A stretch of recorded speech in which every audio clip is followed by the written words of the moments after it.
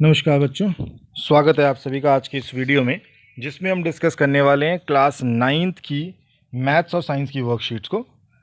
आज worksheet number 4 को discuss करेंगे, जो कि 12 जुलाई 2021 की है। आज हम बीजीय व्यंजकों को दोहराते हैं। बीजीय व्यंजक क्या होते हैं? जो ऐसी संख्याएं जिनमें एक्स वाई भी होता है, नंबर 1 2 3 4 भी होते हैं, जैसे 3x 4x 5x। ये बीजीय संख्याएं या बीजीय व्यंजक कहलाते हैं। बीजीय व्यंजक चरों और अचरों के संयोजन करके बनाए जाते हैं, जैसे 4x + 7, 3y - 20, 4x² - 3xy। इन सभी को अगर आप देखेंगे तो इन सब में एक चीज़ खास है कि इन सब के अंदर दो दो संख्याएं हैं, दो चीज़ें हैं। एक इसमें ऐसी संख्या है जो चर है, यानी कि जो बदल सकती है, जैसे x का कुछ भी मान हो सकता है, y का कुछ भी मान हो सकता है, z का कुछ भी मान हो सकता है। लेकिन जो दूसरी संख्या इनमें है वो अचर है। जैसे 3 का मान सदैव 3 ही रहेगा, चाहे कुछ हो जाए। 4 का मान सदैव 4 ही रहेगा। 16 का मान सदैव 16 ही रहेगा। तो ऐसी संख्याओं को हम अचर संख्याएं कहते हैं। शुरू करते हैं आज की वर्कशीट। बीजीय व्यंजक चरों और अचरों के संयोजन द्वारा बनाए जाते हैं, जैसे कि ये संख्याएं लिखी हैं।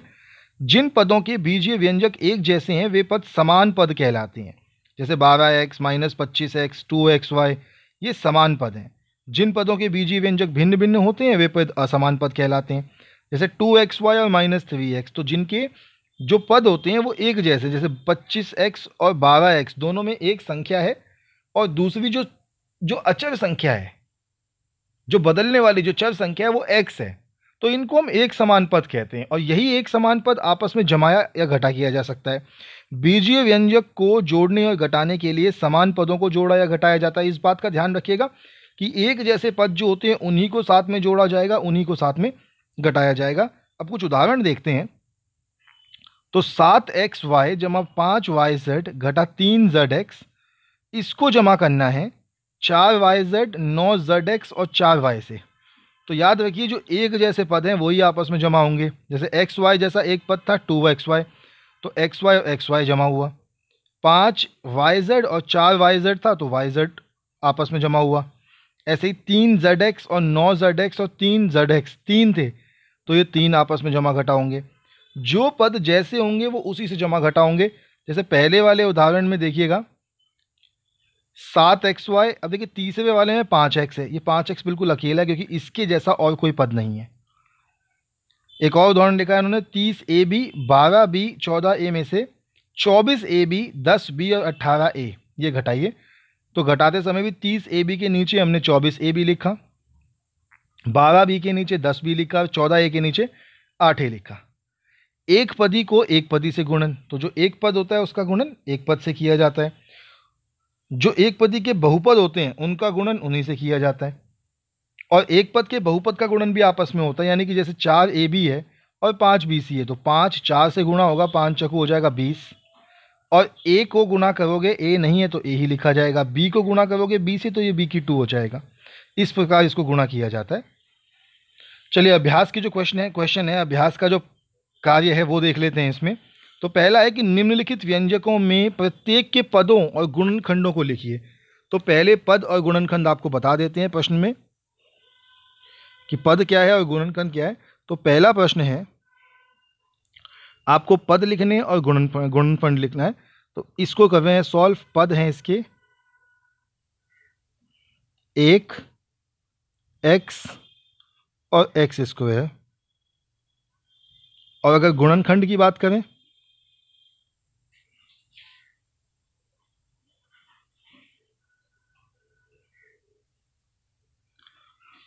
तो 1 का गुणनखंड तो 1 ही है, x का x ही है, लेकिन x² के जो गुणनखंड है वो x गुणा x 2 है। ऐसे ही दूसरा जो इसके अंदर है b पार्ट, वो थोड़ा बड़ा हो जाएगा। तो b में 4x² y², ये एक पद है। दूसरा पद है -4 x² y² z², और तीसरा पद है इसके अंदर z⁻3।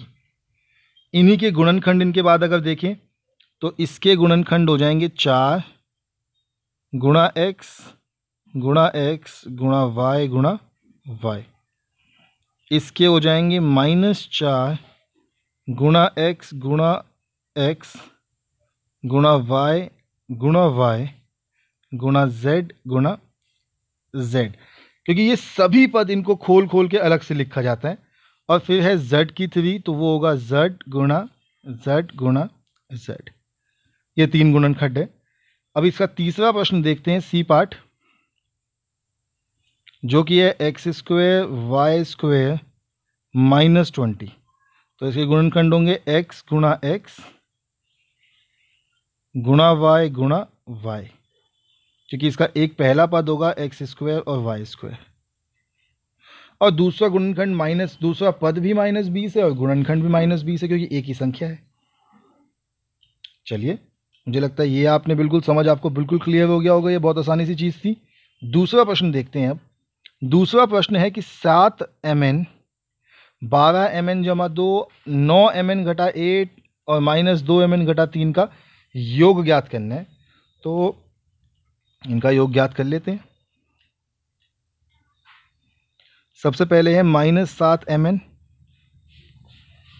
दूसरी तरफ से आया जमा 12 mn,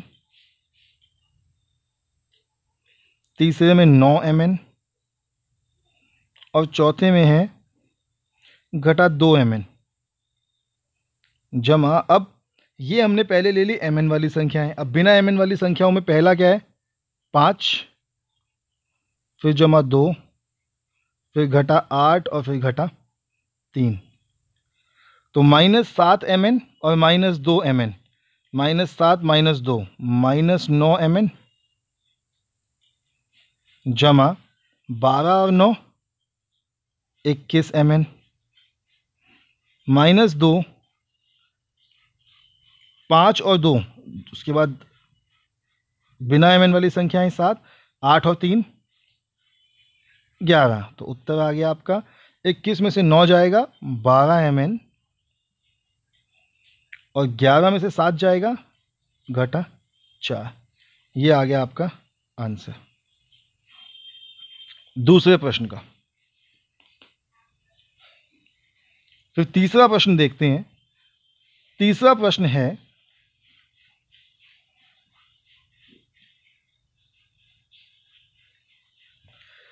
कि आपको 3xy और -y घटा 11 के योगफल में से इसको घटाना है।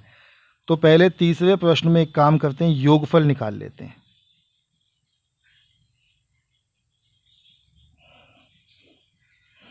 योगफल होगा 3x घटा y जमा 11 घटा y घटा 11। तो योगफल आ जाएगा, x वाली कोई संख्या नहीं है तो 3x, y वाली संख्याएं 2 हैं, -y और -y जमा हो जाएगा -2y, और 11 से 11 कट जाएगा क्योंकि एक घटा का एक जमा का है। तो 3x घटा 2y ये योगफल था। इस योगफल में से घटा करना है 3x घटा y घटा 11, इसको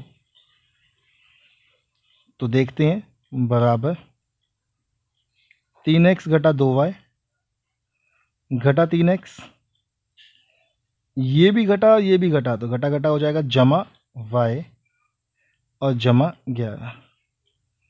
3x से 3x कट गया क्योंकि एक जमा का एक घटा का, -2y और जमा y, उत्तर आ गया -y जमा 11, क्योंकि अकेला था तो ये आपका उत्तर आ गया। तीसरे प्रश्न के बाद चौथा उत्तर देखते हैं। चौथा प्रश्न, ऐसे आयताकार बक्से का आयतन ज्ञात कीजिए जिसकी लंबाई, चौड़ाई और ऊंचाई ये हो। तो ये आयतन का फॉर्मूला होता है, आयतन बराबर लंबाई गुणा चौड़ाई गुणा ऊंचाई। इन तीनों को गुणा कर देंगे तो लंबाई कितनी है प्रश्न में, लंबाई है 3xy गुणा चौड़ाई है 2x की 2y गुणा ऊंचाई है 2xy की 2। अब संख्याओं को आपस में गुणा करेंगे तो 3 गुणा 2 6, 2 नहीं 12, x की पावर 2 और x तो x की पावर 4 और y की पावर 2 तो y की पावर 4। ये आ गया हमारा आंसर आयतन का। अगला प्रश्न देखते हैं, 5वां प्रश्न। x घटा 4 को गुणा करना है 3x स्क्वायर जमा 5y से।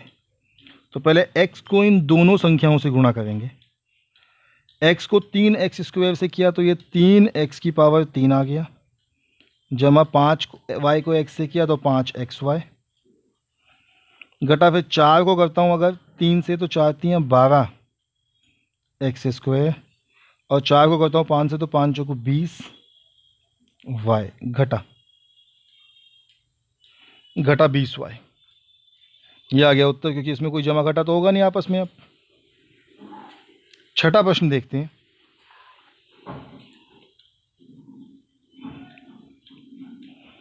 सरल कीजिए, यानी कि इनको भी गुणा करना है। तो पहले a को गुणा करता हूँ 2a से तो 2a स्क्वायर। अब a को गुणा करता हूँ 3b से घटा 3ab, फिर a को ही करना पड़ेगा c से प्लस ac। ऐसे ही अब b को करता हूँ तो प्लस 2ab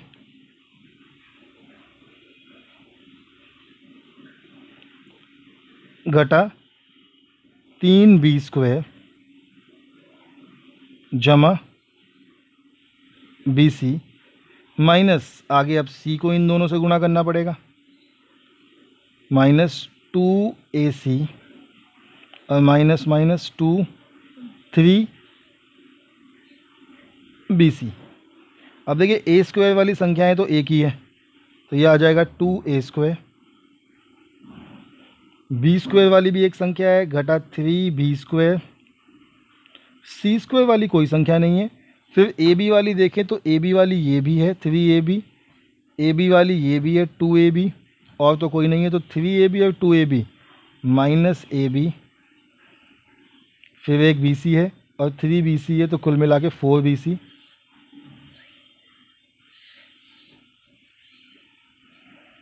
और 2ac माइनस 2ac यहाँ पे और एक ac यहाँ पे है, तो ये हो जाएगा माइनस ac। ये आ गया आपका आंसर। तो आज की हमारी मैथ्स की वर्कशीट यहीं पे कंप्लीट हो गई है। 6 प्रश्न हमने सॉल्व किए, कर लीजिए अपनी कॉपीज़ में। आगे शुरू करते हैं आज की साइंस की वर्कशीट और देखते हैं साइंस की वर्कशीट में आज क्या आया है। आज की साइंस की वर्कशीट में आपके पास आया है धातु और अधातुओं के बीच का अंतर। तो पहले समझते हैं धातु और अधातुओं के भौतिक गुण कैसे होते हैं। धातुओं को पिघलाकर उनको तारों में खींचा जा सकता है। धातुओं को खींचकर तारों में बदलने की विशेषता को तन्यता कहते हैं। आपने देखा होगा हमारे आसपास सभी धातुएं जो होती हैं उनका तारों बनाने में इस्तेमाल किया जाता है। कॉपर की तार होती है, उसके बाद जो हमारे फ़ोन के अंदर कई तारें होती हैं वो सोने और चांदी की बनी होती हैं, क्योंकि वो बहुत अच्छी सुचालक होती हैं। धातुओं को पीटकर पतली चादर में बदला जा सकता है। धातुओं के पीटने के चादर में बदलने की इस विशेषता को आघात वर्ध्यता कहते हैं, यानी कि पीट कर उनको लंबी लंबी चादरों में बदल दिया जाता है। जैसे आप रोटी लाने के लिए एल्यूमिनियम के फॉइल का इस्तेमाल करते हैं, वो भी आघात वर्ध्यता के कारण ही एल्यूमिनियम की इतनी पतली शीट बन पाती है। मंदिरों में अगर आप जाएंगे तो हनुमान जी की मूर्ति पे आपको चांदी का वर्क दिखाई देगा, मिठाई पे चांदी का वर्क दिखाई देगा, वो बहुत पतली चांदी की परत होती है। अगला है धातुएं ऊष्मा और विद्युत की सुचालक होती हैं। धातुएं टकराने पर मधुर ध्वनि उत्पन्न करती हैं और अधातुओं में ऐसी कोई विशेषता नहीं होती। तो आपने देखा मंदिरों में घंटी होती है, वो घंटी भी धातुओं की बनी हुई होती है, क्योंकि धातुओं की जो चीज़ें होती हैं वो आवाज़ करती हैं। यही धातुओं की खास बात है कि धातुओं में एक ध्वनि उत्पन्न करने की क्षमता होती है। आगे धातुओं और अधातुओं के कुछ रासायनिक गुणधर्म अगर हम देखें तो धातुओं अम्लों के साथ अभिक्रिया करने पर लवण और हाइड्रोजन गैस बनाती हैं जो पॉप की ध्वनि के साथ जलती हैं, और अधातुएं सामान्यतः अम्लों के साथ अभिक्रिया नहीं करती। यानी धातु जो है वो अभिक्रिया करती है और अभिक्रिया करने के बाद एक आवाज़ उत्पन्न करती है, जबकि अधातु ऐसी कोई अभिक्रिया और ऐसी कोई आवाज़ नहीं करता। धातुएं ऑक्सीजन के साथ अभिक्रिया कर क्षारीय ऑक्साइड बनाती हैं जो जल में मिलने पर लाल लिटमस को नीला कर देते हैं। तो अगर लाल को नीला कर रहे हैं इसका मतलब वो क्षार है। अधातुएं जैसे सल्फर ऑक्सीजन के साथ अभिक्रिया कर अम्लीय ऑक्साइड बनाती हैं, जो जल में मिलाने पर नीले लिटमस को लाल कर देती हैं। तो जो अधातुएं हैं वो अम्ल बनाती हैं, जो धातुएं हैं वो क्षार बनाती हैं। अधिक अभिक्रियाशील धातु कम अभिक्रियाशील धातु को उसके लवणीय विलयन से विस्थापित कर देता है, जैसे लोहा कॉपर और उसके लवणीय विलयंस को विस्थापित कर देता है। तो जो ज़्यादा अभिक्रिया वाली धातु होती है बेटा, वो कम अभिक्रिया वाली धातु को उसकी जगह से हटा देती है। फिर है इनके उपयोग। तो धातुओं का उपयोग मशीनें, तार, ऑटो पार्ट्स और बर्तन आदि बनाने में किया जाता है। अधातुओं का उपयोग पटाखे और एंटीसेप्टिक बनाने में, वायुमंडल की गैसों में भी इनका उपयोग होता है, जैसे आपका ऑक्सीजन हो गया, क्लोरीन हो गया, नाइट्रोजन हो गया, सब अधातुएं हैं। अपवाद है कि मरकरी धातु और ब्रोमीन अधातु सामान्यतः द्रव अवस्था में पाए जाते हैं। फॉस्फोरस अधातु जल के साथ अति तीव्र अभिक्रिया करता है। सोडियम और पोटेशियम बहुत मुलायम होते हैं, इन्हें चाकू से काटा जा सकता है। ग्रेफाइट जो कि अधातु है, विद्युत का सुचालक होता है। ग्रेफाइट एक तरीके का कार्बन होता है। तो ये जो अपवाद हैं, ये ऐसे पदार्थ हैं जो सामान्य गुणधर्म नहीं दिखाते, जिनके गुणधर्म सामान्य से थोड़ा अलग होते हैं। चलिए आगे बढ़ते हैं और देखते हैं कि आज के प्रश्न को जो है वो क्या है। तो स्वयं जांच किए कि कुछ प्रश्न देखते हैं ये वाले। पहला प्रश्न है, उन अधातुओं का नाम लिखिए जो श्वसन के लिए आवश्यक है। तो श्वसन के लिए आवश्यक अधातु मैं जानता हूं आप सबको पता है कि कौन सी होती है, वो होती है ऑक्सीजन। और जल से कीटाणु शोधन में प्रयोग होता है, वो होती है क्लोरीन। इसे लिखते हैं Cl, इसे लिखते हैं O। कौन सी धातु और अधातु कमरे के तापमान पर द्रव्य अवस्था में होती है? तो धातु की बात करें तो धातु होती है बेटा मरकरी, और अधातु की बात करें तो अधातु होती है ब्रोमीन।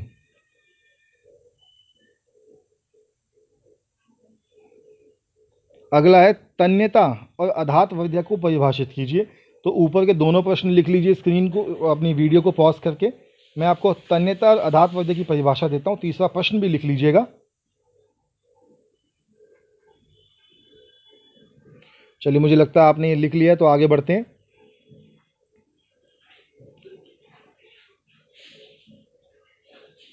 ये लिखा है तन्यता की परिभाषा कि धातुओं को पिघलाकर उनको तारों में खींचा जा सकता है। धातुओं को खींचकर तारों में बदलने की विशेषता को तन्यता कहते हैं। और धातुओं को पीटकर पतली चादरों में बनाया जा सकता है। धातुओं को पीटने पर चादरों में बदल जाने की विशेषता को आधात वर्ध्यता कहते हैं। तो आपको आधात वर्ध्यता और तन्यता दोनों की ही परिभाषा मैंने आपके सामने दिखा दी है। यहाँ पे भी स्क्रीन को पॉज करके और अपनी परिभाषा को लिख लीजिए।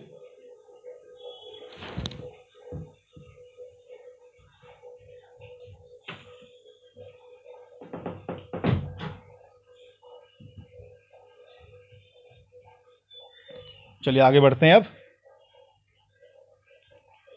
कौन सी अधातु विद्युत का सुचालक होती है? तो अधातु की बात करें तो अधातु होती है ग्रेफाइट,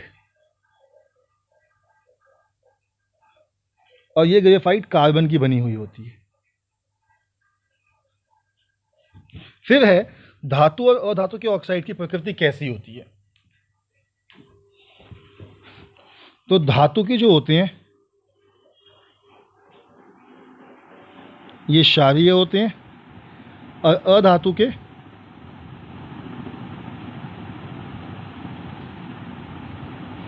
अम्लीय। तो बच्चों, आज की हमारी मैथ्स और साइंस की वर्कशीट कंप्लीट हो गई है। आपसे फिर अगली मैथ्स और साइंस की वर्कशीट में मिलेंगे। तब तक के लिए stay healthy and stay safe.